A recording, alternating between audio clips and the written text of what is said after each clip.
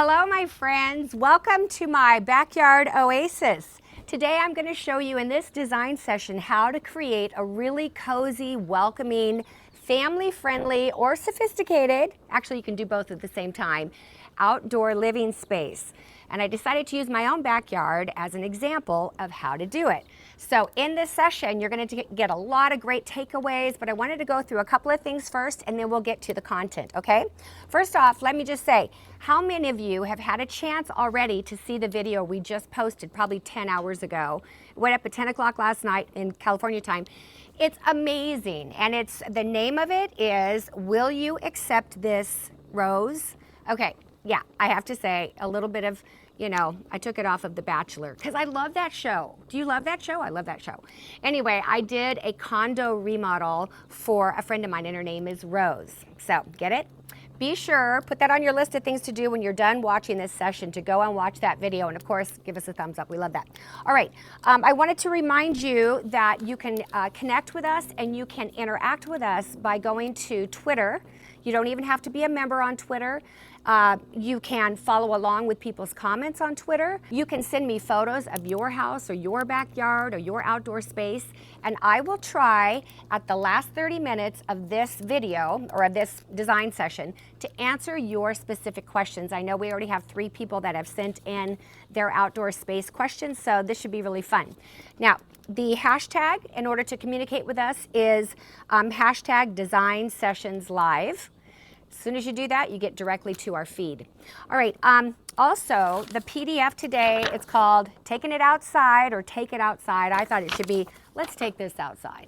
But you know what I mean. I like the play on words. What do you think? So I want you to be sure to print this. I hope you've already done that in preparation because there's all kinds of places for notes, and it's very, very valuable information. And this is added to your binder every month. If you're new to the design sessions, you probably don't understand what I'm talking about. We are going to make a little video that's sort of an introduction to the design sessions so that you guys are all on the same page. A quick overview is get a binder and every month print up these PDFs because this is what you put your notes on. Also, just word to the wise, in that binder on your front page, write down your username and your password to our website so that you don't have login issues in the future. And did you see this? How cute is that? I look at this like the design sessions are, when you join, you get an empty toolbox. And each month I hand you a new tool. Is this the cutest thing you ever saw? I thought it's so adorable. I hand you a new tool and I teach you exactly how to use it. Now, a tool would be something like window treatments, art placement, selecting fabrics, selecting textures, paint colors. Those are tools. And then we also have another aspect of the design sessions, which is application. So, although it's not a tool, it's where we take the tools I've been teaching you and we apply them. Today's video or today's session is an application session. So you may want to refer to some previous archived design sessions which you can purchase individually. They're a la carte. And the ones that I use today specifically are furniture placement, accessorizing, and lighting. And all 3 of those are really great design sessions that you may want to add to your toolbox. And you can do that after this session today. I think that's it. So I'm very excited for you to see how my backyard came together and the process that it took, and I'm very anxious to come back in an hour and spend that last 30 minutes with you guys and answer your questions. Thank you for joining us today, and let's go now to the pre-recorded content aspect of this design session. I look at outdoor decorating and outdoor living spaces very much like indoor living spaces. What I mean by that is you need to address a number of things. You're going to have to talk about furniture placement. You need to look at flooring, lighting, even window treatments, accessories, art, and the walls themselves. Yeah, it's just like indoor decorating. Now the second takeaway, it's about lighting.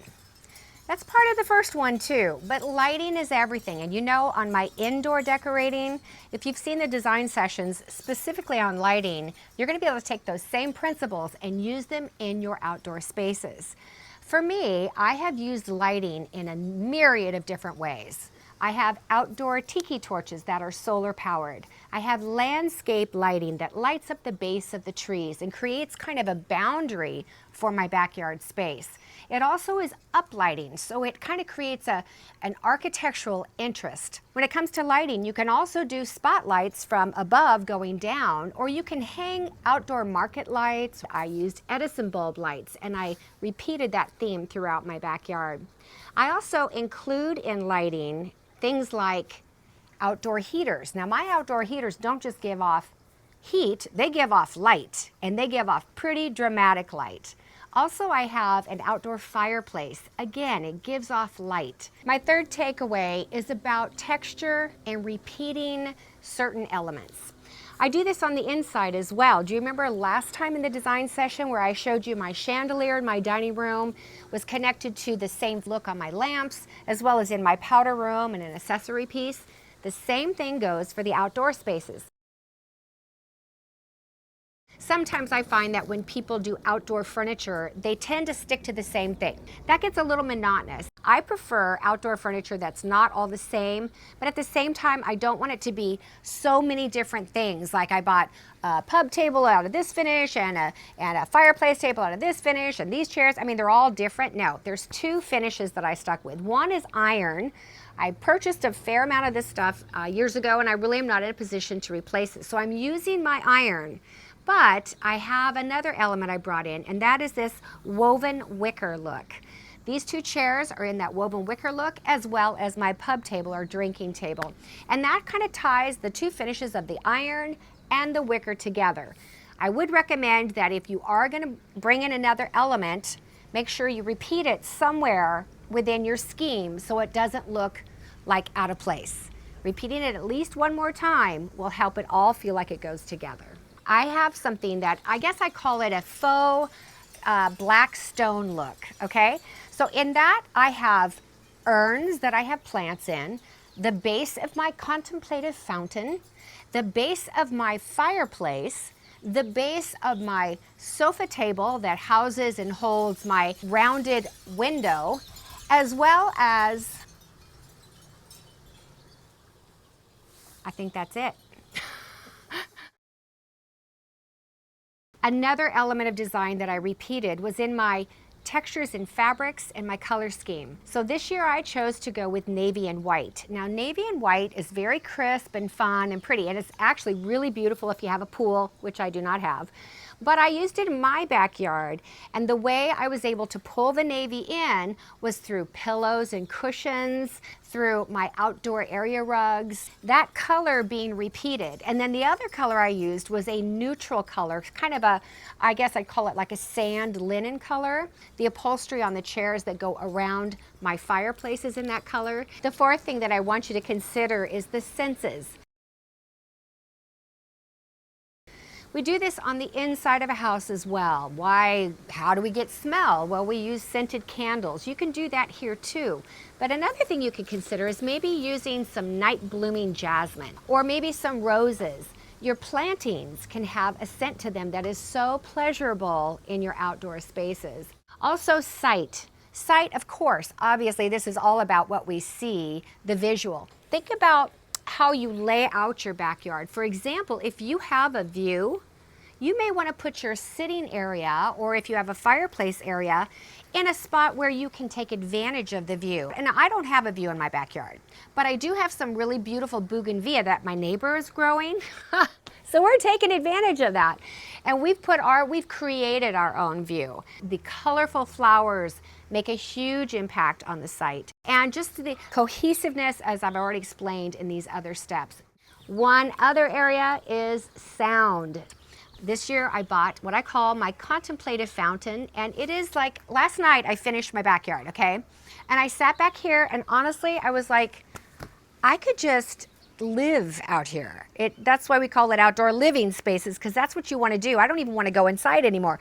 My backyard is just so enjoyable. I love water features. I have a little fountain over on this side. So I bought a wind chime a number of years ago. I was so excited about it because I love the sound of wind chimes, right? It was so loud and so annoying, I had to take it down. I could not stand it. Recently, I put up these wind chimes, or these little capiz shells, and it's such a delicate little tinkle, tinkle, tinkle sound that I love it. So let me show you how I made this really cute homemade wind chime out of capiz shells. We are going to address the senses of sound right now and give you a little bit of that breezy, kind of vacation-y feel. So I looked up and I found this old, it's a candle holder that shapes like a Christmas tree. And I bought this probably, gosh, 15, 18 years ago. So here's my idea. I'm gonna modify this puppy. Get that one off, right? That one hangs down, and this one we won't use, this middle tier. So I'm gonna use one of these things right here, just for now. I'm gonna use the bigger side to hook over it, and I'm gonna take this and I'm gonna bend it so I can get both sides in there. Boy, am I ever messing this thing up. I sure hope it works, because otherwise I just ruined a perfectly good Christmas tree candle holder. So I'm going around the center of that where it connects, and I'm going to squeeze it tight. And I'm going to use the same color. I'm going to try this. Not sure that this is a mathematical equation that'll work, because I have 6 of each color. Just trust me. I'm really good with numbers. Second one's done. Let's get the third one. Whoa, that was quite a big step there. So let's pray that there's not a whole lot of wind while I'm making it, and then that there's a whole lot of wind after that. Right there. So in order for this to work out color-wise, I did 3 brown in the center. Then I'm going to do 2 cream, a brown, 2 cream, a brown, 2 cream, and a brown. Average people do things the easy way, the smart way. Pretty cool idea, huh? That is so awesome. Okay, there we go. Is that neat? Okay, let's see. Go ahead, God, do your thing. So the third thing I want you to know is it's okay to repeat color, texture, and shapes. So in my lighting, I have 3 different areas where light fixtures hang. One is right above me here. This is kind of a random application where I just took strings of Edison bulbs and I hung them randomly across, and that gave me that shape of the Edison bulb. I found these at Home Depot when I was out not spending money, of course. Well, then I have this custom light fixture that I made over my dining room table. You may have seen the video I made on that, where I used Edison bulbs there as well. And then over underneath where the drinking table is, there are 3 Edison bulbs tied together to create an outdoor light fixture. Very inexpensive, very easy to do. And by doing those 3 elements throughout my yard, that is a repeat of shape and texture.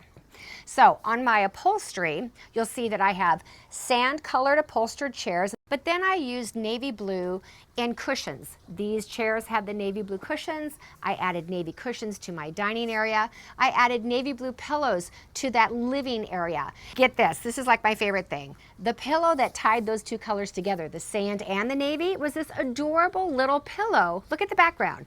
It's that neutral sand color with these absolutely so sweet little blue jaybirds on them. Ah, perfect.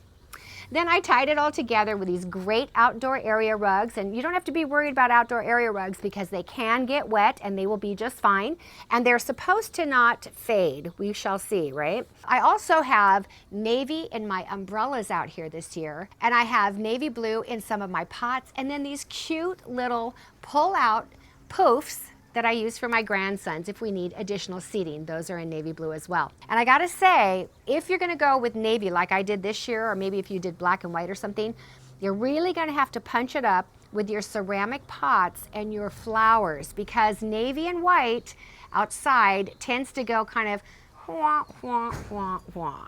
So if you wanna punch it up, you have to do it with your flowers. I really put a lot of emphasis on comfort and protection. What I mean is, you think about it, is it in the daytime? So typically in the summer it's going to be hot. So you want to provide umbrellas for shade, or maybe have, like what I have, a gazebo that has shade over it, some sort of awnings. You may live in an area that has bugs and you want to have screen protection. So of course, if you live in those areas, you're already thinking of that. But that is part of outdoor decorating. And how do you put it in and not look awful? That's the key. In our Del Mar project, we're putting in both roller screens and the plastic shades that come down too. It takes up 8 inches of space. Really important for the ability for our clients to live outdoors all the time if they want to, even in San Diego. So from heat, you want to protect yourself from that. You also might want to put in misters. Now, I've never done that before. I'd love to know if any of you have used misters, but if I lived in like Arizona or someplace, you know, Middle East or something, it was really hot, I think that'd be a really cool thing to have. Now, if it's cold, we light the fire, we have outdoor heaters. Now I did my outdoor heaters. Okay, I need a heater. Well, I don't want just one heater, I want 2. And what do I want to do? I want to space them evenly on either side of my focal point, because in this case, these heaters aren't just for heat. They actually create light. They create fire. They create an ambiance all their own. So 2 on either side, creating symmetry. I typically look at my backyard spaces as a place that I actually come out here every single morning and have my quiet time. My husband and I have a cup of coffee. We'll sit right here. And it's a lovely place to be, but it's also a big entertainment spot for us. So I try to anticipate my guests' needs before they ever get here. If you have a pool, you're going to want to have extra fluffy towels, not just all the old beach towels that are leftovers. I mean, I would start buying those and keeping those on hand, because I just think it's thinking of your guests in advance, and it's creating an amazing experience for everyone. Let's get started going through these sections, how I decorated my backyard area by area. Pretty much any outdoor space should have a place where you can eat. We have a table here that seats 8. And as you can see, it's iron, wrought iron. And this will connect with my sitting area, as I mentioned earlier. I seat 8 people here, and then it's covered by this great gazebo. This is a 10 by 10 space. I dropped in the center this homemade Edison bulb chandelier, and then these are really fun. This ties in my iron again. But look, I actually changed out 2 of my Edison bulbs just yesterday. I found these, and you see how the filament inside looks like I don't know, this. It looks like this shape, and I thought that was kind of fun to pull that in. And then of course the iron, and then these guys, even the tops of these from IKEA, they sort of look like iron too. So you can see how that finish and that element is brought together. For my centerpiece, and this will change throughout the whole season, I like to do fresh flowers, either a Boston fern. These are just tulips. Mother's Day is right around the corner, so it's kind of fun to have the color and to pull that in as well. These may go off the table while we're having a party or entertaining. I love to use outdoor dishes, and I don't always use plastic. Sometimes I do, but I even have plastic goblets, which are kind of fun.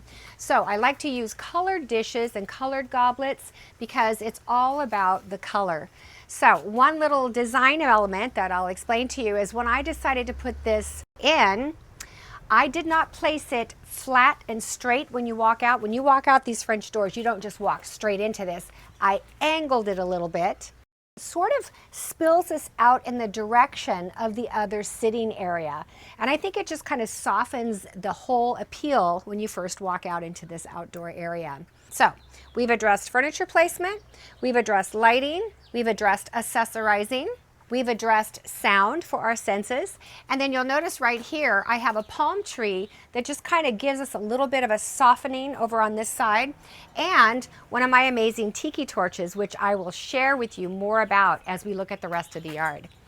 All right, so just because I have this one seating area here for eating doesn't mean I don't want to have another. So I created a place where you can sit and casually, comfortably have a drink and still be part of everything going on. And you'll notice here I added this hanging basket. This again repeats that kind of that woven look of my other furniture pieces. Always tying in your finishes wherever you can. So great area. Also, I added to this upholstered dining chairs these blue cushions. Why? Well, first off, blue's my color this year, but also, you know, these chairs, when these don't have them here, do you see where I end up? I'm a little low to sit at this table. Isn't that weird? I mean, these are the chairs that came with this table, and in my opinion, that's a little low. So, like I said, I'm always anticipating my guests' needs. So I added these cushions, and look what it did. It put me at the proper height to enjoy a good meal. And you notice we have protection here from the sun. Perfect.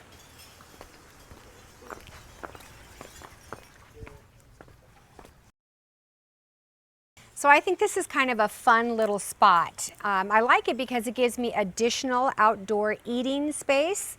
It's also right next to this living area as well. So when we have a party, it's perfect. It's overflow seating. It's a great little place for two people to sit and have a private conversation. You know what I'm saying?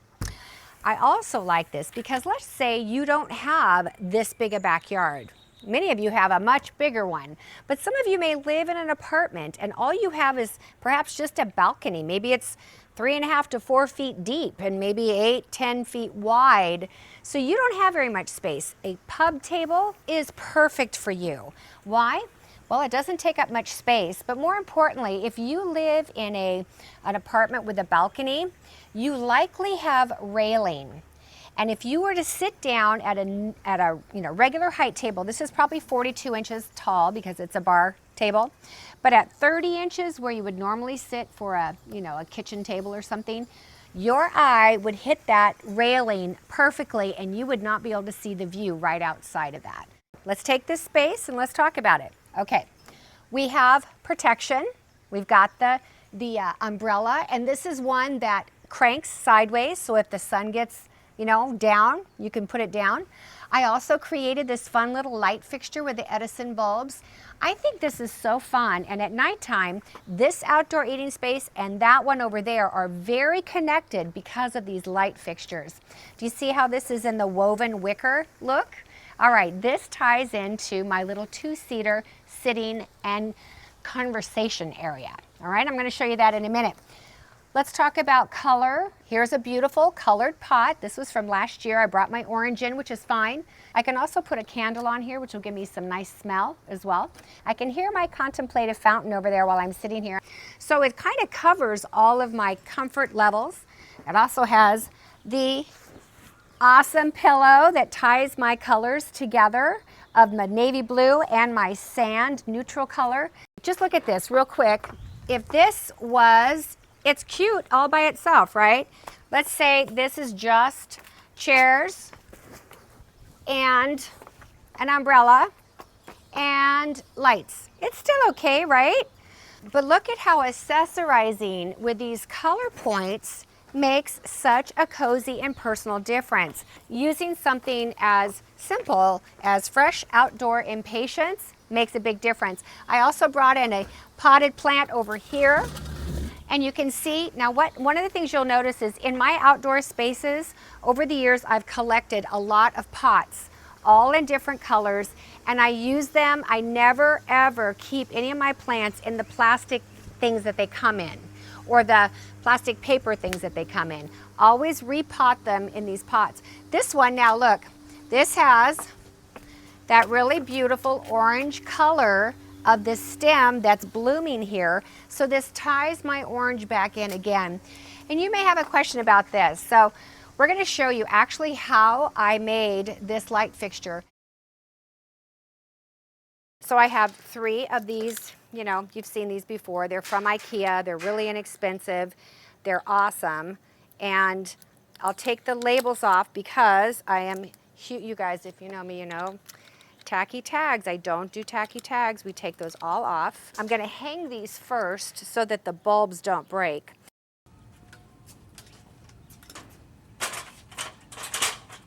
So I'm going to go up in here. Imagine someone sitting here. Right about here, I would want them to have a light. So I'm going to wrap this zip tie up around the top. I just kind of hung it over the bar of the umbrella. Then I'm going to take this extra one, and my deal is I want this stuff to kind of go down the back and be as unobtrusive as possible, if that's possible. And remember, wherever you place these, you're going to have some sort of a location to plug them in, all right? You've got to have an extension cord for the multi-plugs. When you're decorating, it's so much nicer and easier when you do it with a friend, because they can say, oh no, a little higher, a little lower. But I do all this stuff by myself. So I'm gonna take my twist tie or zip tie, put it around. I mean, do you see how easy and fast this is? It's crazy. And you get a really cool look. Now remember, these little cord things with the nozzles on them for the lights, I get them at IKEA. Okay, and then I gotta get back and see where I want the third one, okay? Because I'm only doing 3. So if one's here and one's here, I'm gonna want one, either this needs to be longer, I think this needs to be longer, and then one in the middle that's higher. That one needs to be longer. See, that's why you need to do this with a friend. So a little bit longer maybe. How's that? Have you guys gotten the design session on accessorizing? Because essentially, I'm taking the same principle of accessorizing to do this. 3, it's an odd number, different heights, so they're not all the same, and you get a little bit more interesting look. 2 different heights, and then the third one, like that, essentially. Uh-huh. Right there, and right there. Let's get the bulbs and see how it looks.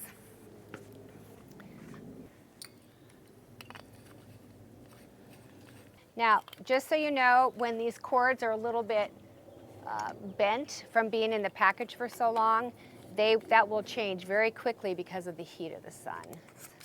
Lefty-loosey, righty-tighty. Okay, so let me just show you the last few things you need to do.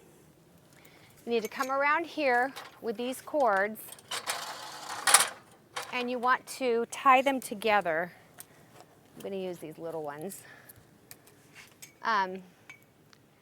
Just so that they're kind of not so unruly. But I'm not going to attach them to the pole, this pole, and I'll tell you why. If I ever want to lower the umbrella, if they're attached to the pole, that'll keep the umbrella from going down. This way, I can actually close the umbrella with the lights on it if I wanted to. I'm going to do a second one here. So this is perhaps the most exciting part. I'm going to use a stomper. I'm going to use one of my Christmas stompers. Actually, I use these throughout the year in my house in all different locations, but there's 3 available plug-ins here per stomper. So I'm going to use all 3. This is covered. I don't see it as a water issue, but I'll probably wrap it around the bottom here in such a way that I know that it's safe from water. But this then will plug into the outlet I choose, and then I'll just click it on and click it off. How easy is that?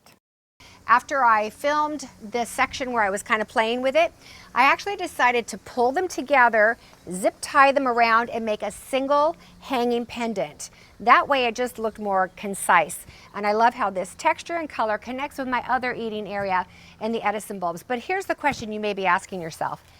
How do you get power to the corner of your backyard? That's a very good question. Here's the deal. I, like you, am on a budget, and I have to make these things work. I am not going to let the fact that I don't have an electrical outlet over here stop me from having what I want. And what do I want? I want a fountain that has to be plugged in, and I want lights that have to be plugged in.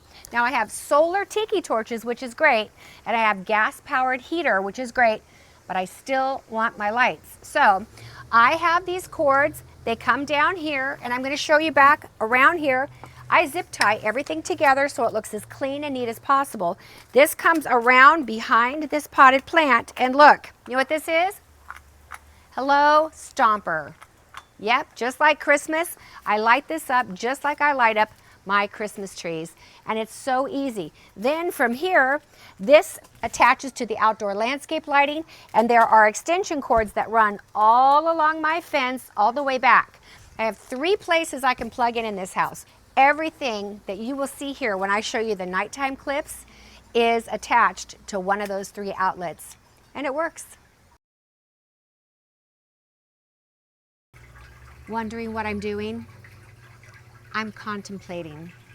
I bought myself a contemplative fountain. Isn't that cool? So the water bubbles up. Now this needed an electrical place to plug in. So there's a cord that comes out the back, and everything is dug into the ground and then covered with dirt. So you don't see cords everywhere, but it comes around. It provides another place to put light here. So this light lights this up at night, and there's one in that little urn, and that lights up at night, and there's tiki torches. So I'm getting all this ambiance and movable lights and dancing lights. And then these lights over here light up these beautiful flowers. I actually just planted these flowers yesterday in the red and the hot pink, and I think they are gorgeous. And this is going to grow nice and tall, and it creates a gorgeous backdrop for my contemplative fountain. And I've always wanted one of these, and no, it's not real, you know, stone and stuff. It's the fake stuff. But look, here's my black faux stone, and that's repeated now here as well as in my urns. And listen, makes you want to contemplate.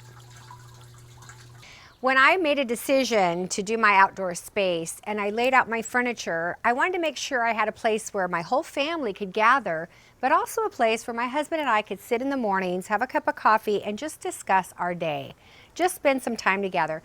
This is the area, and it's just right outside of our French doors. It's kind of a blank wall. It was a blank wall. Not a very exciting location, but it actually works perfectly for us to create this little vignette for a twofer.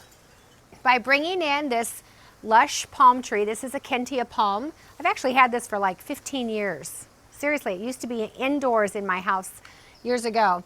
And I've just kind of babied it all this time. So it sits here. There's a little bit of an overhang, so I added these outdoor Edison bulb lights. They're the ones that come on the strings. There's two different types.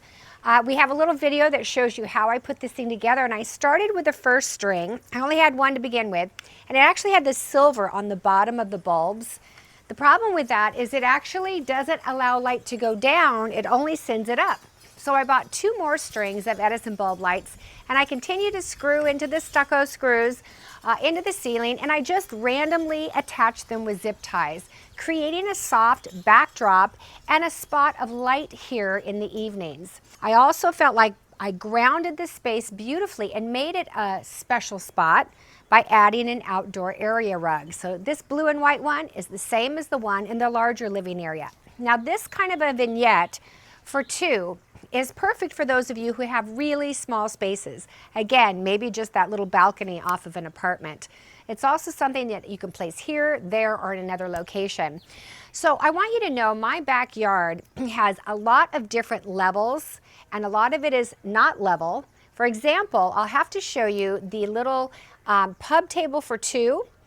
You wouldn't know this because it doesn't look like it in the video, but it's actually on a slanted concrete floor.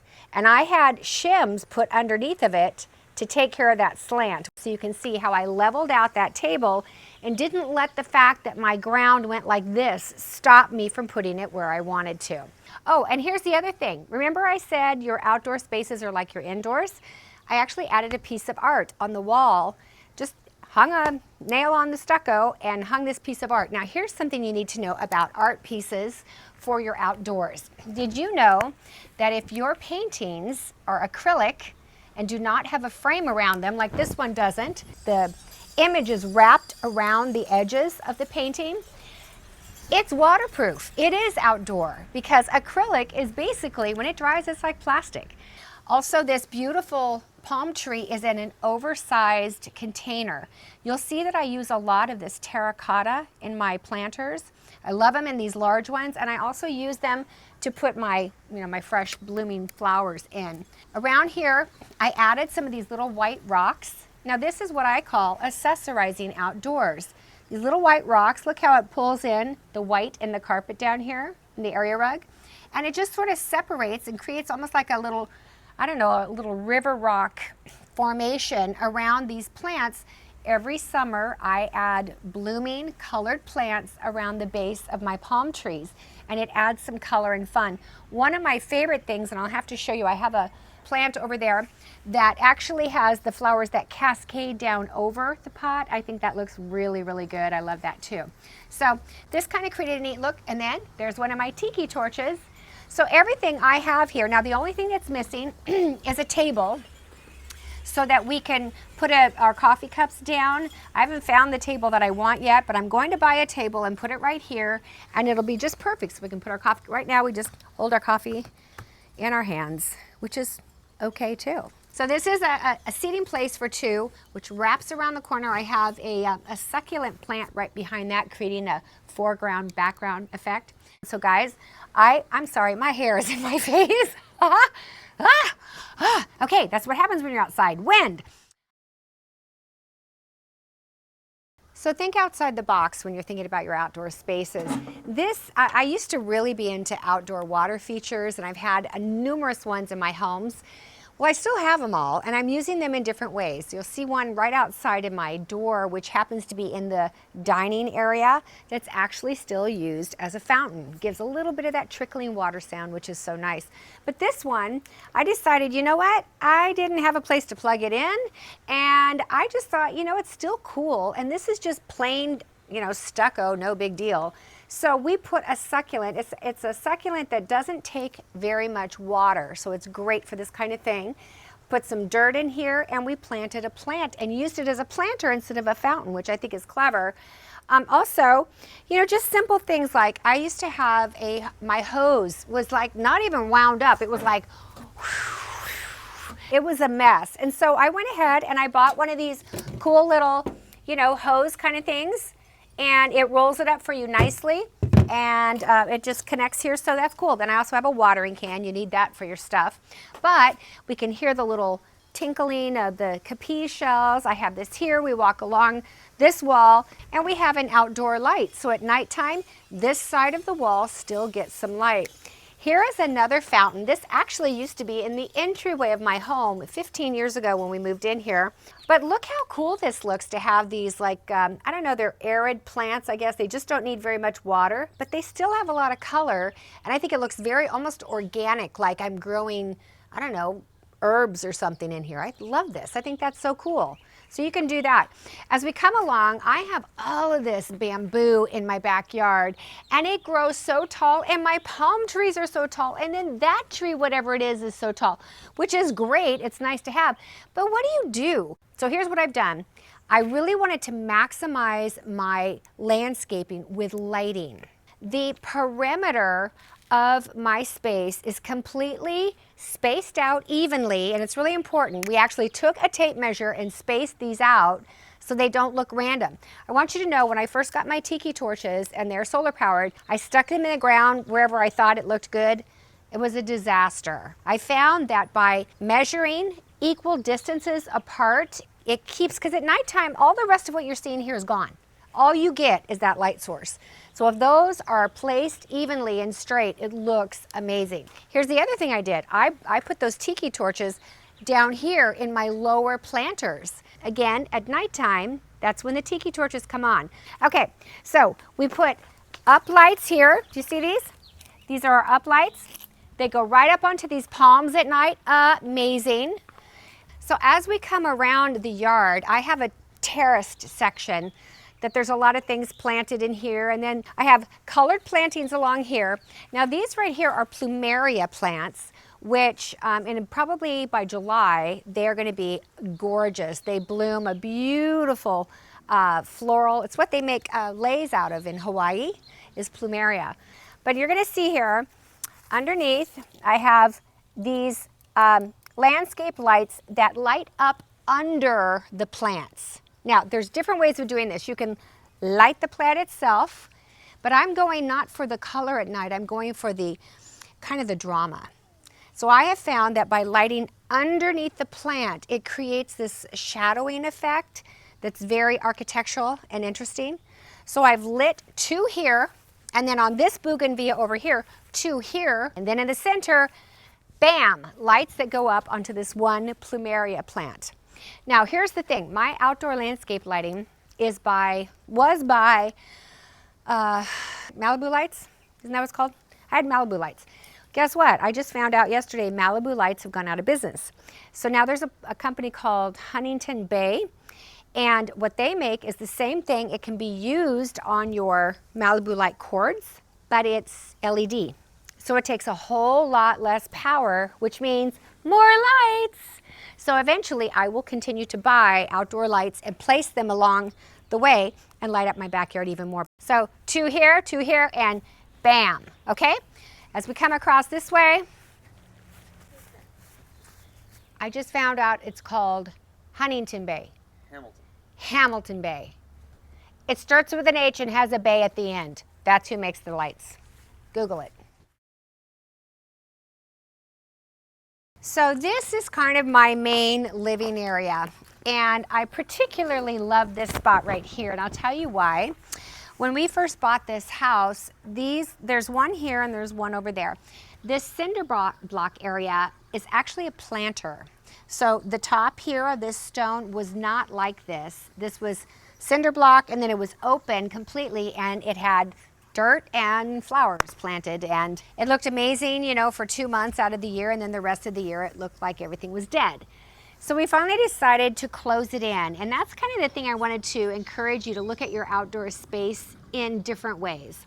I've also tried to minimize some of those different heights and different nooks and crannies, and I've actually really made the most of the nooks and crannies. For example, that little space over there with a table and 2 chairs, that's an area most people would think is too small to put anything. What are you going to do? Put a chair or a chaise lounge to lay out in the sun? Or not really. There's not enough space.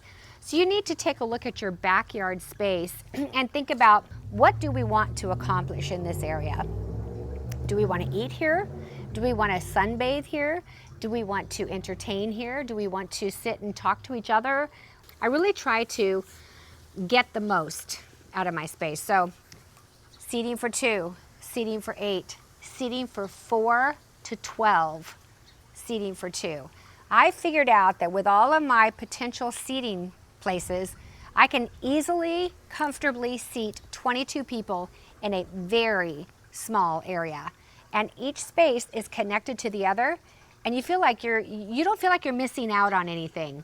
And yet, if you're over here talking to your girlfriend underneath that umbrella, that cone of silence, kind of feels sort of like you're private at the same time. It's pretty cool. All right, so we close this in, but you know what that did for us? By closing this and putting this top on this, it made it an additional place to sit. So now our parties can expand. It also gave us a place to put potted plants, to elevate those, to bring them up. Yesterday, when I had, I think, 19 pots to consider to use out here and where to use them, what did I do? I took everything off, and then I just started. Okay, I know I want this one here, so I started with a big one. I went to a medium size one, and then down to a small. I actually had thought about, just hear me out on this process. Over here is a Boston fern. This Boston fern is great. This is leftover from last year. Well, I said, you know what, I want to put this right here, you know, because it's so lush and green. It'll be beautiful for the entry. And then I got to thinking about it. Look at this. The height of this at the maximum height is right here. If I go across here, if that fern comes to here, what does that mean? That means that all these pretty pots at their lower level to medium to high would not be seen. So I left it down there. Why? Because when I walk into this entry area, I want it to go low to medium to high and envelop me, make me feel cozy, make me feel welcome, and lavished and surrounded by color and texture and beauty. Some principles and tips to think of and to keep in mind whenever you're decorating either on the inside or the outside is think about focal points. Think about symmetry. Think about drama and lighting and comfort.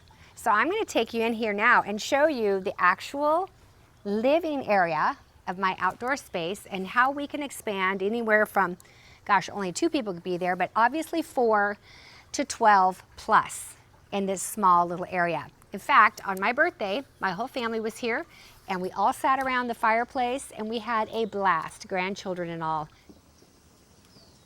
When I start in a space, whether it be interior or exterior, I think of a couple things. my furniture layout and what I want to accomplish in the room, but I also take a look at what's going to be my focal point, what's really going to capture my attention. Now, I don't have a beautiful view in my backyard because all I have is a fence, but let me tell you how I created an amazing focal point that makes you feel like you're actually in an indoor-outdoor realm. I had this really cool window that I bought at Matilda's Mouse years ago, and I've always loved this window. It was extremely oversized. In fact, I had to have it delivered, it was so big. But I just thought, what a cool window. Now, I had no idea when I bought this where I would ever use it. And it's not like I have a big storage space to keep these things. I just wanted it, I had to have it. So they delivered it. And it sat in my garage and then in my yard for a couple of years, and I did not do anything with it. One day I got this idea. What if I created like a sofa table here and make this like a focal point? And I'll put something on it, and then I'll hang my window above it. And actually the window is braced onto the fence really, really nicely, so it's very sturdy.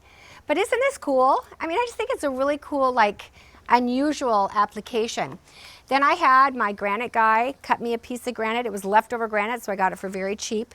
And I bought a few of these pedestals down here, which are somewhat, it looks not quite the same color, but it is. It's just got a lot of sun on it right now. And that created the base with this sort of, I don't know, kind of concrete looking granite piece across the top. And we just spanned the size of this. I made sure that I got my granite to be a little bit longer on either side of my window, but honestly, I love it. Now, this also gave me these holes under here to do something with.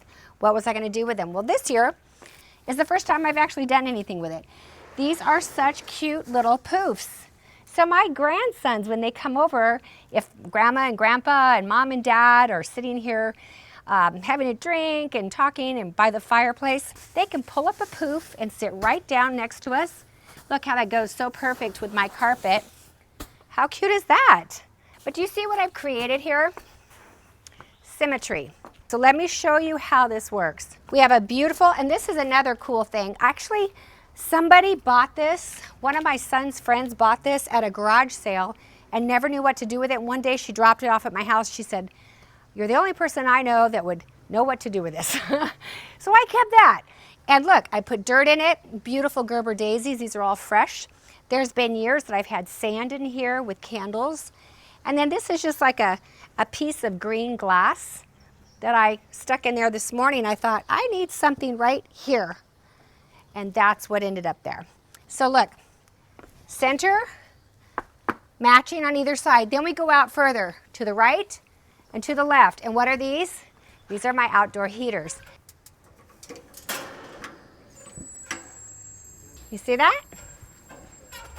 You are going to see how that created almost like a stinking tall candle. And that gave me the balance on either side, the symmetry I was looking for. But wait, there's more. Yes, it goes out even further. And I just yesterday moved a palm tree over here. So look, palm tree to the left. Wait, to your right, my left. Palm tree to the left, my right. And tonight you'll see that I have these outdoor landscape lights that light right up the trunk on that. And I'm telling you guys, it is pretty stinking amazing. Now, let's take our eyes from the center focal point. Did you get the symmetry? Do you understand how that works? And let's bring it down. So in this outdoor living space, we actually selected this furniture because it is really comfortable. These cushions are so deep, and that's very important to my husband. Plus, they're kind of like poingy chairs, you know what I mean? They rock. So we can go from 4 chairs. This actually happens to be my favorite indoor seating arrangement where 4 chairs face each other. Put your feet up on the table and talk. Put your drink on the table. It has a nice little centerpiece here, right? But there's more to this than meets the eye. We can not only have 4 seats here, we can easily bring in 4 more chairs from the dining room table, which are much lighter weight and easy to move, and they fit into these spaces here. We can pull up the 2 poofs for our grandchildren. We can actually pull all the chairs back and include seating around here as well, easily. So if we chose to use this for a birthday party or something like that, or actually I'm going to have a company-wide outdoor barbecue party here pretty soon. Yay, guys, we're all good, right? And we're going to be here, all the spouses. We have all these new employees and their spouses and their friends. So it'll be a fun place to gather with everyone. But here's such a cool thing. You know, I've got the protection in the daytime with my umbrella, right? I have tiki torches at the 2 potted plants coming in here, so it gives me that dancing light. I have heat from my outdoor heaters on either side. I have a focal point here in the center, and I think I'll add some, you know, candles. I've got the symmetry on either side of my palm trees being lit up. From a senses standpoint, I can hear the sound of my fountain in the background. I can hear the birds chirping in the air, and I can hear the little bit of the capiz shells in the background. And what about the sense of smell? All right, so important. There's nothing like the smell of green grass growing. Or how about the petunias I have in these pots right here? Night blooming jasmine that just kind of woofs through the air in the evening. And even my plumeria. When they bloom, they put off such a beautiful smell. I also like to put out scented candles outside, and I will have some along this when I entertain. I also would put out here some throws to pull over us when it gets cool at night. But here's the kind of fun part. This, my friends, is my outdoor fireplace. So talk about bringing the crescendo to the center focal point of your space. And you still have a place to put your feet up and or to put a drink or some cheesecake. I mean, that's what I'd put on there myself. In fact, cheesecake sounds really good right now, doesn't it? Yes. I think that the outside opens the door of opportunity for real creativity. Creativity with lights, smells, sounds, textures. It can be incredible. I know that one of the girls who works for me, Lauren, she's my assistant, she's actually working on her backyard right now, and she has a budget of $300. And she told me the things that she's going to be doing in her backyard, and she's got a really cute plan, and I think it's going to turn out great. My point to you is that it's really not about how much money you spend, it's about how you spend your money. And you can stretch it as long as you know what to do. Make things for yourself. Do it yourself. Look at my capiz thingy doober that makes the sound, right? I made that with stuff I had. Even the capiz shells were things I had. So it can be done on a budget. All of these things put together, how you feel, how you sense things, how you are protected and you're cozy. I just think it creates such an amazing outdoor space, and it makes people want to live here. I feel like, honestly, I feel like my square footage of my home just increased tenfold. Okay, well, maybe double. The reason these spaces work so cool together are there are no walls between them. So in a house, you know, your living room has walls that breaks it from the next room, from the dining room, from the kitchen, from the bedrooms. This is like all open. So these spaces flow completely together. Everyone's together, and yet there's privacy at the same time. So I think it allows you to put a lot in a small space. If we had walls, guys, imagine if there were walls here in this space, and we had 22 places to sit, I think we'd feel a little claustrophobic, wouldn't we? But it's that open airiness, and I think that's why so many of us love and enjoy living outside this time of year. That's my aim, is to give you permission to do that and to think outside the box and to do cool things. And I want to hear about the ideas that you have and the things that you've done in your backyard. If there's questions you have, remember you can hashtag me, hashtag Design Sessions Live, and ask me your questions or send me a picture of your outdoor space or anything you want to know about how to make your outdoor space something special. I hope you enjoy this. I hope you love it. And let's stay tuned. I will be back to talk to you live. So what do you think? Did I fill your head with so many ideas that you just need to go now to Home Depot or the nursery and buy a bunch of flowers and get it going? Yes. You know, it took me probably, I think, 3 different weekends working on my backyard to get mine into this condition, but it was really worth it. And now I'm ready for the summer. So I encourage you guys to do that. We've had some questions that have come in, and I have some photographs that I can show you. I want you to take a look at Heather Good's backyard. She says, I moved in my new place earlier this year and have big plans for my outdoor area. However, I'm struggling with this area. This wall is my out dining space. What do I do to distract from these AC units? Okay, so here's the thing. These are against a cinder block wall, which is fine. There's a cool texture.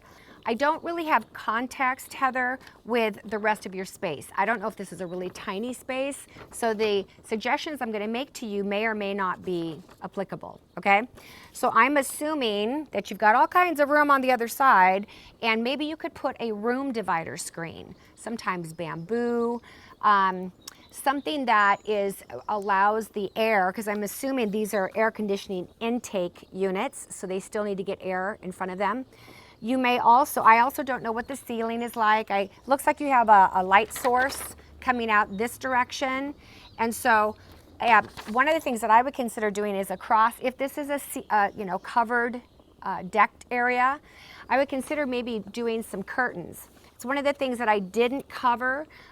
Again, this whole session was about how your outdoor living spaces are very much like your indoor. And one of the things about indoor spaces, as you know, if you've seen our design sessions on window treatments, is outdoors is a perfect place for them. I don't have a need for them, so I didn't cover them in my space, but you actually could.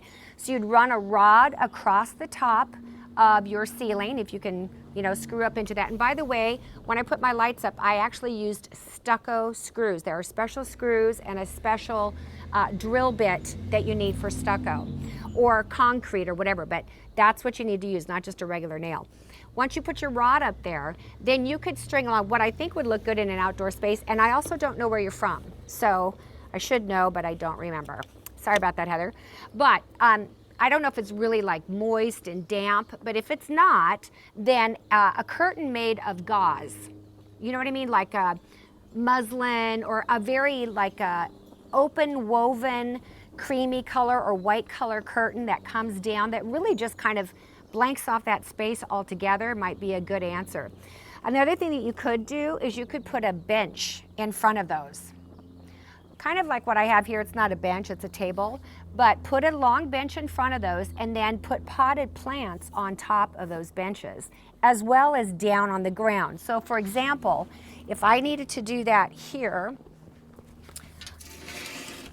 and let's say this was my bench. Actually, this could be a bench, it's at the right height. Who knew? I would put the bench here, I'd put some plants here to actually cover the AC units, and then I would put some potted plants down here as well, so that it's not just like this ledge bottom like this and nothing that connects it. So I'd sort of build up, sort of like what I've done here with these kind of flowers where I have a larger pot, a medium pot, a small pot, and you get kind of this terraced kind of effect at different heights. So you've got that kind of a thing, then you've got your bench here, let's say, and then you put some potted plants there. Could also be, if you don't get enough light under there, you might use just greenery. And again, I don't know what part of the country you're from, and even if I did, I don't know that I could tell you because I just don't know that much about plants. Whatever they're selling at your nursery or your, Home Depot kind of a place is what I would use. One of the things I also, hopefully that's helpful, Heather. Hopefully that's helpful, Heather. Wow, that was a mouthful of H's. One of the things I wanted to mention to you is, when we talk about furniture placement, when I do these 4 chairs facing each other, I typically like to, let me show you, I typically like to have my focal point be open. So normally I would have taken these 4 chairs, 1, 2, 3, 4, and I would have turned this and adjusted it. So essentially, you'd have a chair here, you'd have a chair here, and this would be completely open so that you would see that. Now, are you wondering why I didn't do that? 2 reasons. The first one, it's kind of like you have to pick your poison or make your choice. The first one is, had I adjusted this and angled a little bit, there would have been a chair right here. That's where that ended up. Right here, so when you're walking up the step to this space, you are greeted with a chair a chair back, which is not very feng shui. Now, I don't know anything about feng shui, but I hear it's not feng shui.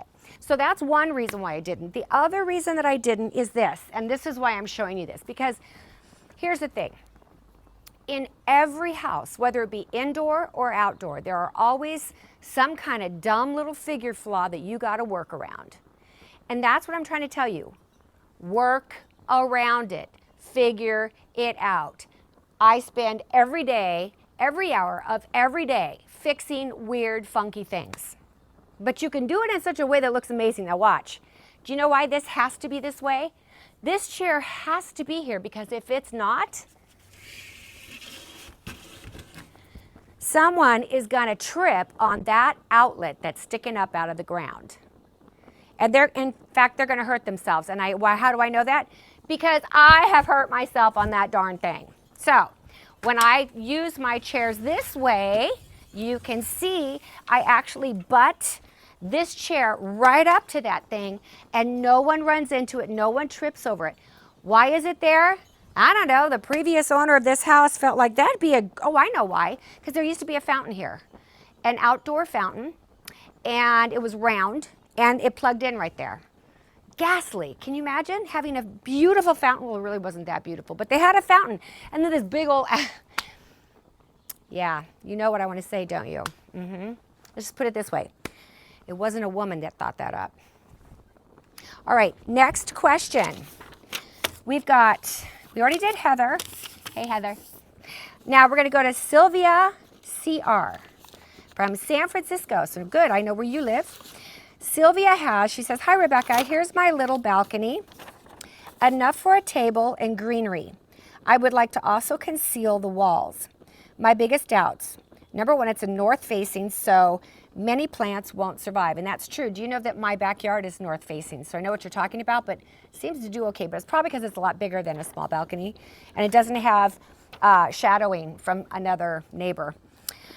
And then number two, I have neighbors right in front. Okay, so here's the issue. The first thing I would tell you, Sylvia, is I know you want to cover this wall, and I don't blame you. I think you probably should. But I would power wash that.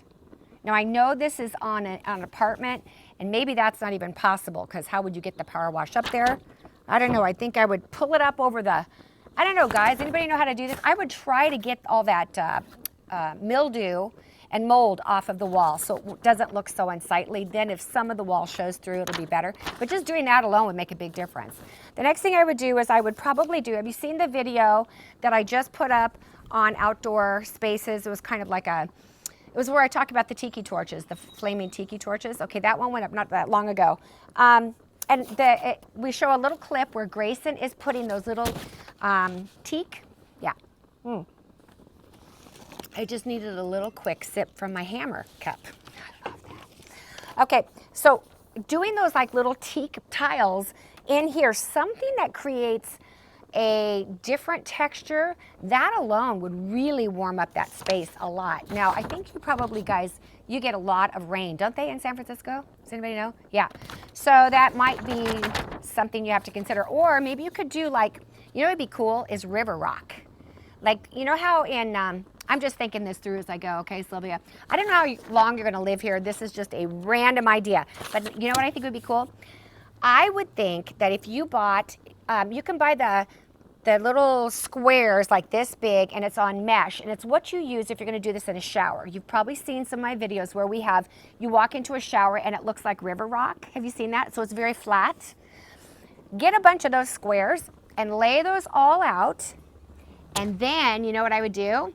I would fill the cracks with sand. How cool would that look? And then it would be very porous. The rain would come, the rain would go, and it would just slide right on through all of that.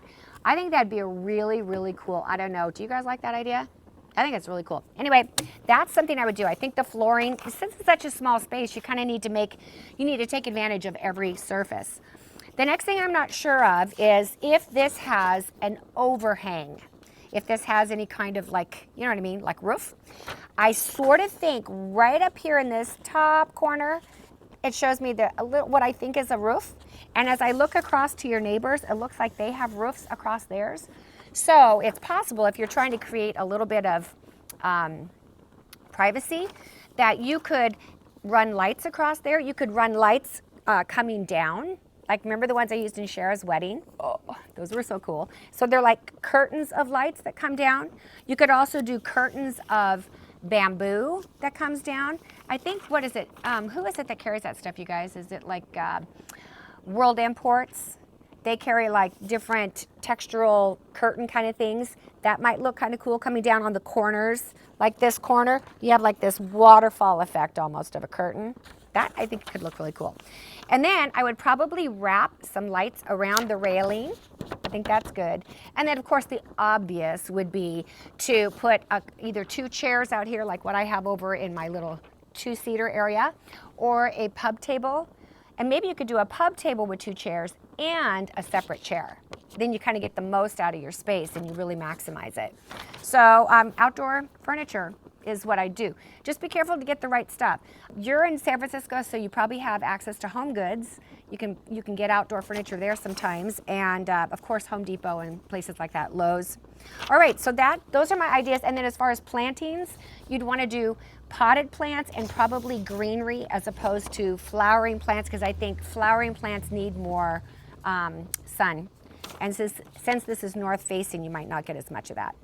But I don't know, it looks like there's a lot. Look at that. Sylvia, you're leading me astray. Look at there's sunlight on that patio. You get light. You could do some flowering things there. It might also be pretty to do, like, you guys saw how I had the purple pansies coming out over that cone-shaped basket that's kind of woven. That kind of a thing, like hanging basket plants, might look pretty. Actually, it could be up on the ceiling here too, but it might look pretty to kind of wrap those here on these corners so that you have like, ooh, that'd be pretty. I like that. Do that. Okay? All right. Wish I could be there to help you do it, Sylvia, because you know we would have a good time, wouldn't we? Do we have some questions? Yes, we have a couple audience questions. So Don Thomas says, everything looks great. I love the blue. Thank you, Dawn. Allison McCamey says, hi all. Hey, Allison. And Vladimir says, I love your outdoor area. And to add to the sound effects, where do you put your pillows and where do you put them when you're not using them? Oh, okay, Vladimir.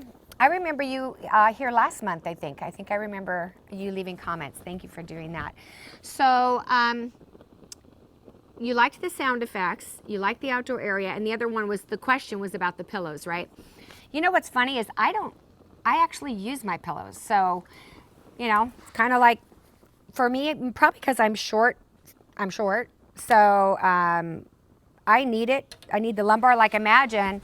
But here's what I would do to answer your question. I would probably put them there. And also, let me tell you, the way we get 12 seats around here is we bring over the chairs from the dining room. So we can bring over like 4 more chairs to fit here, and then we can bring in the poofs, and then we have seating on these areas here as well. So yes? It says here in Iceland it blows away all the time. Iceland?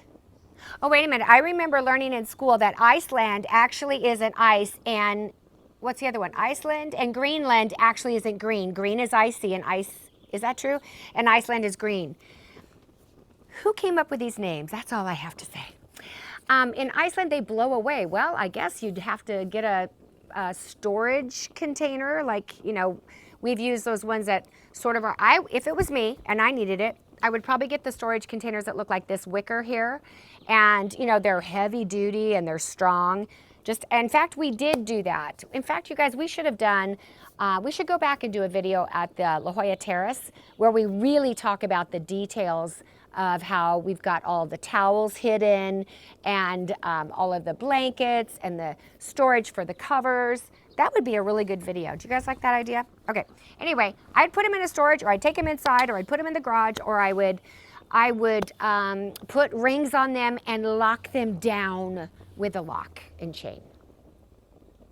So Bells says, I have a screened-in porch. She lives in humid Florida. Yeah. Can you suggest how to run power to a fan to hide the cord?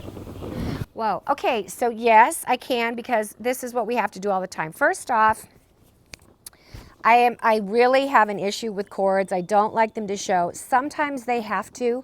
Like, I have a video on how to make that Edison bulb chandelier. I did an actual YouTube video on it. If you haven't seen it, you should go watch it. And you'll see that I just, you know, if you can't beat it, join it. Like I just went with it, and the cords all come together. They're zip tied to the side, and they sort of, you know, camouflage it as much as possible, but it's an industrial looking fixture, so it's not so bad. But when you're doing a fan, they do make those covers that are plastic or metal. Probably, well, you could probably do plastic, probably be better outside. And you could paint those, so maybe metal, and do outdoor, you know, strong paint. But the bottom line is I don't even know how to explain it. Can someone hand me the, or maybe I have it. No, I need no, not the bug zapper. They were making fun of me because while the video was playing, I was killing bugs out here. They're like, definitely a nature lover. No, the Sharpie. Sorry. Thank you. You were very close. Very good. Did you guys see Lauren? Well, if you haven't seen the video yet of Rose's place, don't forget to see that at the end. But this is Lauren. She's my new executive assistant. She's awesome. Thank you, Lauren. And she's learning how to anticipate my very needs and read my mind. When you get that down, you are something else. Okay. So what was I saying, you guys? What was I talking about? Oh yeah. So I'm going to draw for you sort of the best way I can think of to explain this.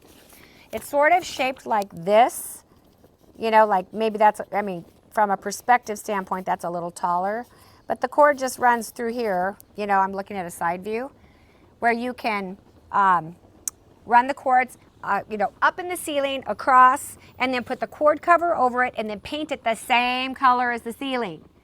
Don't ever have a cord cover and not paint it the same color as the wall that it's on, or the ceiling it's against, or the floor that it's running on. Because if you do, in some ways, a cord cover is more annoying and more of an eyesore than the cords themselves, right? Imagine if you have dark wood floors, like let's say you have cherry wood floors, you've got black cords that go along the bottom, and you put a metal cord cover on there to hide it, and it's white against a cherry wood floor. You'd be better off to have black against cherry wood.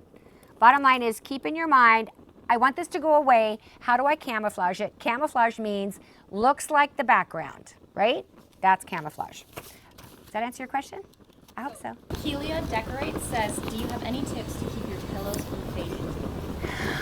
You know what? Yeah, take them inside when the sun's out. No, I'm just kidding.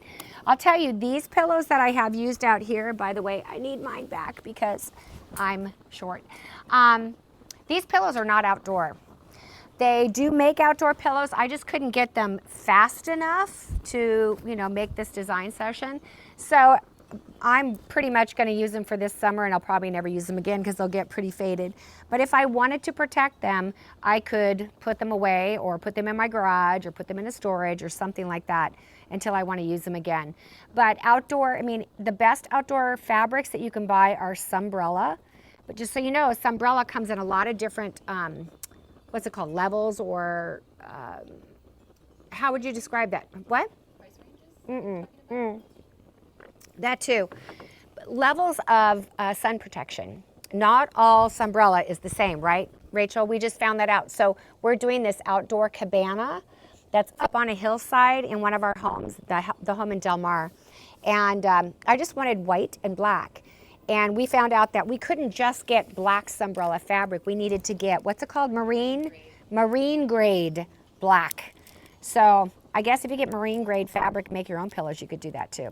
I just basically, they're so inexpensive. I buy them at Home Goods that I just use them for one season and I get rid of them. Give them to somebody. So, all right, I have another person here. Kimberly Cycloff, or Silkoff, I think it's how you say it. Kimberly. Hi, Kimberly. So you want to design tips to create privacy in your backyard. So Kimberly, it looks like she has a great house. Where do you live, Kimberly? I don't remember. Where do you live? Can you tweet us and let us know? So Kimberly has a great house. It's a 2-story. This is a picture of the outside from the looking back at it.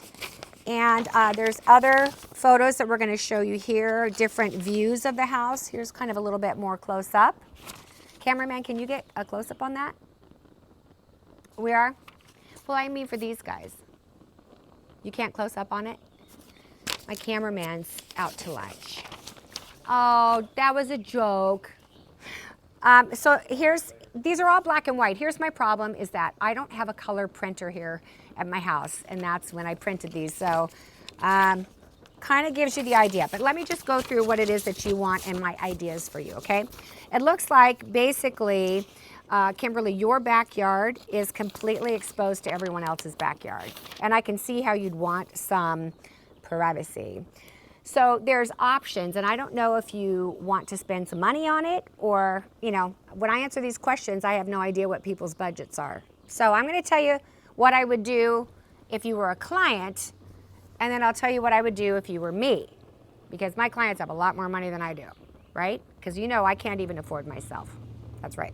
So Kimberly's question was, design help to quickly create a private yard, maybe a deck design that doesn't look like a fort but still very private. That doesn't look like a fort? Deck design that doesn't look like a fort. Okay, so I didn't have that on here. It just has design to create backyard. Okay. So you can build something. Well, that was going to be my suggestion. So I actually took a Sharpie and sort of the picture that it looks like you were upstairs taking a picture looking down. And this is where I said, basically, I would put that back wall I would create an outdoor structure, an outdoor wall. And I would back that up against the fence so that it's looking toward your house. So this is kind of a tricky one because I would think most people would want to appreciate and enjoy their outdoor space looking out. But when you're looking out, you're just looking at someone else's backyard, right? So in this case, I'd look at my own backyard and I would take control, because you cannot control your neighbor's backyard, but you can control yours. So I would put this outdoor wall structure here. And let me just tell you, a really great way to do this is if you have something built, have it go up. Now we're doing this actually in a home in Del Mar right now. It's going to be amazing. But the structure is made of slat wood, almost like what you would do in an overhang of an outdoor space.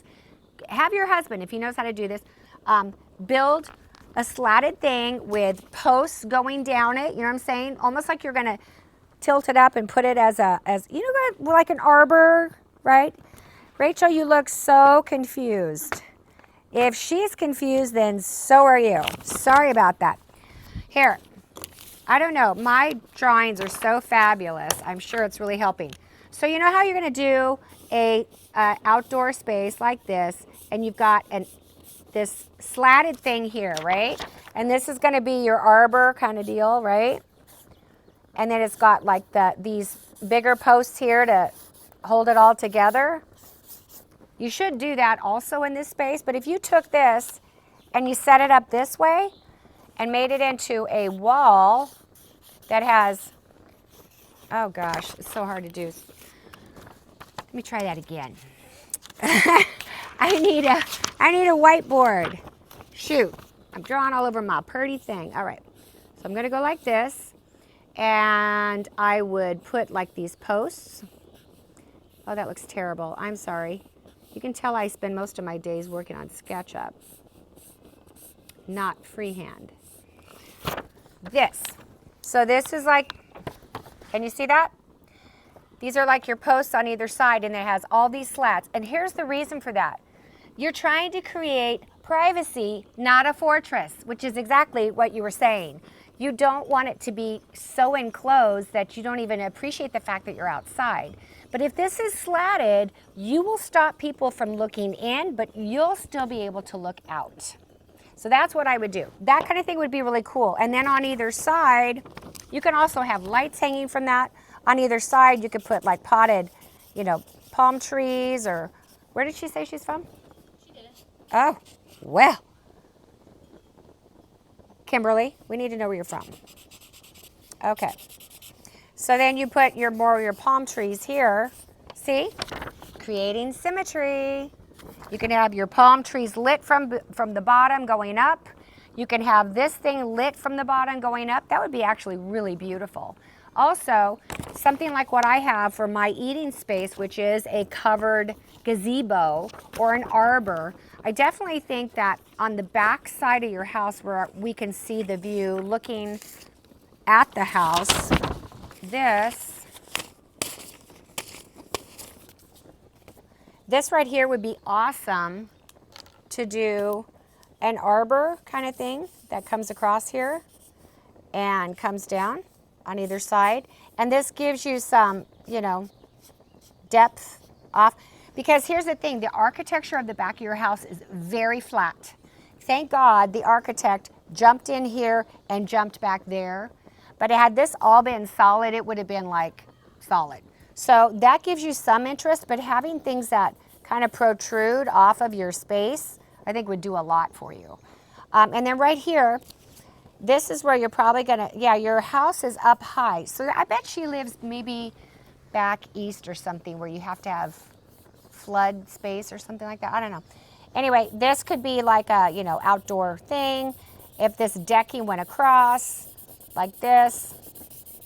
Actually, I did this really cool, I wonder if there's a video on that. I bet there is. I think there is one on my son's channel. All right, so then this could have like steps that lead back into the yard here. But right here is a great place to do one of those sitting areas like what I have. Why? Because that wall is perfect for art. So that wall is just screaming for something to make it amazing. And then you could do a small little arbor here over this. I don't know what that is. Maybe it's a dining room or something, and maybe that's a family room. I'm guessing what your house looks like on the inside. I could be totally wrong. This could be a bathroom and that could be a kitchen. I don't know. But if this had this, and then you can light this at night, it's so pretty. But I love the idea of artwork here, sitting here, maybe your eating table is out here. You want to walk down. Oh my gosh, I'm getting so excited for you, Kimberly. I want to come over and have a barbecue. You walk down here, down your steps, and you've got this whole barbecue thing. Actually, since this is your kitchen, maybe your barbecue's over here. All of a sudden, the sun came out, and I am baking. Did you guys see that? Did it change everything? Like, whoa. Okay. So yeah, and then this could be terraced. If you don't want this to look like a thing, terrace this down. Don't make it like this high thing and then one thing of steps. Do a thing here and then a thing here. And then over here, you put in your wall that I was talking about. I don't know if you guys can see it, but I can totally see it. It's going to be fabulous. I hope you do it, Kimberly, and send me photos. I thought one of the things that I don't think I fully explained in the video is I talked about over here, excuse me as I pull down my jeans. I talked about there being like this stomper, right? But what that stomper plugs into is something like this. This is an outdoor extension cord. And when you buy these at the hardware store, make sure that you check to make sure it's an indoor, outdoor, or just outdoor extension cord because they are different. It's great if it can go. The reason why we only have 3 outdoor extensions or plug-ins is because they have to be on a GFI. And a GFI is so that you don't get electrocuted if it rains. Different than, you know, an indoor one, unless it's in your kitchen or bathroom. But this one, it has 3 connections, which I love. So essentially, this very long, this is probably at least a 50-foot cord. My cord runs all the way down because I have a GFI down there on the other side of the jacuzzi. And then this cord runs all along the fence line here behind, and it's hidden under the dirt, back to this side.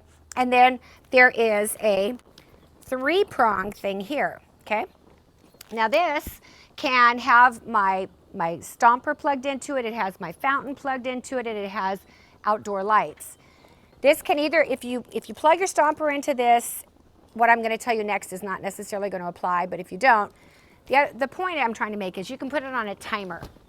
So if you want these things to come on at night, like we usually have our lights and stuff come on at exactly when the sun is going down, and then they turn off, you know, we go to bed like, I don't know, 11, 12, something like that. So I don't want them to go off before I go to bed because when I walk by and I look out the window, I want to be able to see how pretty it looks, or if we're out here.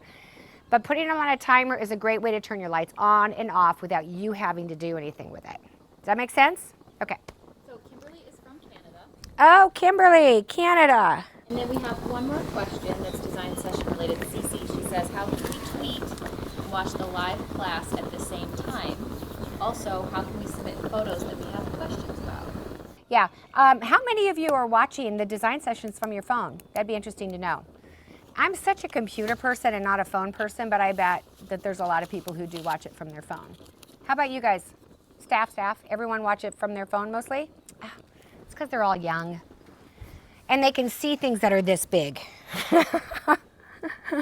Yeah. So Peter Fulmer says I'm here. Hey, Peter. Sally Ray says great session, Rebecca. Thank you, Sally. I'm so glad. Good to see Peter. Susan Kapamaki is here. Hey, Susan. Oh, by the way, guys, Susan Kapamaki has got the most amazing yard. I hope you got something out of this, Susan. You probably could have taught the design sessions on outdoor. Her fountains and her gardens and her flowers and her urns. Oh, they're just beautiful. It's beautiful. She lives in Georgia. Maybe that's why. The blue, I added the blue glass this year, and it's very easy. You can buy it online. I bought it at a stone place, and it took less than one container, like this big of a container. So I have the rust color underneath. And the interesting thing is, I wanted to use blue when I first bought this fireplace, and they told me that because this is a gas fireplace, that the blue would discolor and it would turn brown. So I just started with brown so that I wasn't gonna have to go somewhere. I was just already there. And you know what? I've had this thing on probably 10 times already this summer, and it has not changed color at all. They were fibbing me. So if you want to do blue, or I mean, get online and see what it's called. Diamond glass, diamond fire glass. You can use, there's all kinds of colors. There's aquamarine, there's orange, there's red, there's, oh gosh, there's white, silver, gold, black. Did I miss any colors? No. I think there's even purple, amethyst. Pretty stuff. All right, you guys, we are at the end of our time. It's been an hour and a half. I want to thank you so much for joining me today. Hey, what's our next session on, guys? I forgot. It's paint? Oh, good. Oh my gosh, I can't wait to do that session for you guys. It's going to be on how to select paint colors, how to paint your house indoors, not outdoors probably, and also wall coverings, right? Are we going to do wall coverings is separate. It's just on paint. We'll talk about baseboards and crown molding and ceilings and walls and textures and paint techniques. And most importantly, how to get the right color and how to do accent walls. So it's going to be a great, great, great subject. We're kind of like taking things and narrowing them down and keeping to one subject, because when we talk about tools, and the paint one is a tool one, there is so much on every single topic, and I feel like I want to make sure that I give you everything I know and not just a quick smattering, because there's so much. So we're trying to really pack it in and give you great content. I'm so glad you guys enjoyed this. Remember to watch our video on Rose's Place. And is there anything I'm supposed to tell them I forget? It feels like I'm missing something. I can't think of it, but you know how that is. If I am missing something, I'll call you back and tell you. All right, you guys. I surely do love you, and I wish you a wonderful summer and outdoor living spaces. And if you take these tips and you use them no matter to what degree, be sure to take photos and send them to us one way or the other. And you can always do that on Twitter, #DesignSessionsLive. Love you. Bye-bye. Oh, happy Memorial Day if you're watching live. It's Memorial Day, right? Not Labor Day? Yeah. Good Lord.